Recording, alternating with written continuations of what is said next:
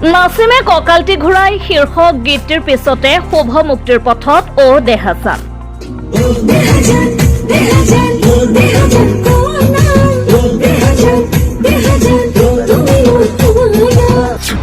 দেহাজান গীতটিক লৈ আশাবাদী সংগীত পৰিচালক অনুপম শইকীয়া। অলৰেডি মৰমজান বুলি জানুৱাৰীৰ প্ৰথম ভাগতে 2025ৰ প্ৰথম ভাগতে মই এই গীতটি ৰিলিজ কৰিছিলো আৰু মৰমিতাৰ এই গীতটি খুব ভাল লাগিলে চলতে। আন গীতসমূহৰ দৰে এই গীতটিও আদৰি ল'বলৈ আহ্বান শিল্পীগৰাকীৰ।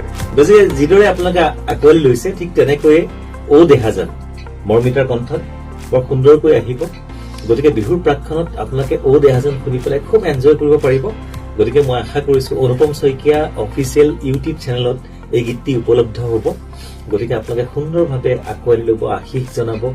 আপোনালোকৰ আশীষ মৰম চেনেহ সদায় কামনা কৰো। অনুপম শইকীয়াৰ সংগীত পৰিচালনাত 4টাকৈ গীতত কণ্ঠ নিগৰাব বংগ কইনা মৰমিতা মিত্ৰই।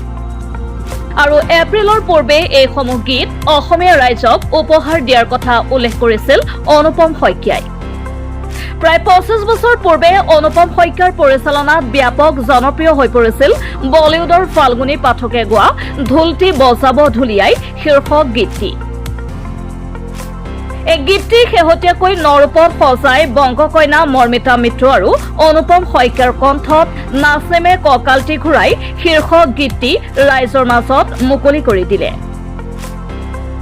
গীতটিৰ মুকলিৰ পাছতেই অভূতপূৰ্ব সঁহাৰি লাভ কৰিলে অসমীয়া শ্ৰোতা দৰ্শকৰ। নাছিমে কঁকালটি ঘূৰাই শীৰ্ষক গীতটিৰ অভূতপূৰ্ব সঁহাৰিৰ পাছতেই এবাৰ পুনৰ সাজু হৈছে বংগ কইনাৰ কণ্ঠত দেহাজান গীতটি।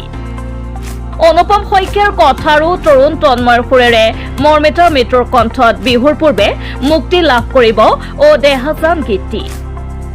পূৰ্বৰ দৰেই অসমীয়া ৰাইজৰ মৰম আৰু আশীৰ্বাদ বিচাৰিছে সংগীত পৰিচালকগৰাকীয়ে।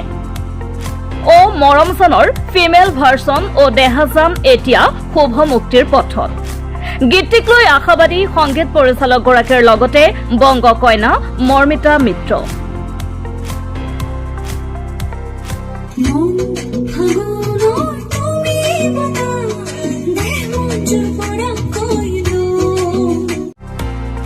নিউজ ডেস্ক ৰিপোৰ্ট সময় 24।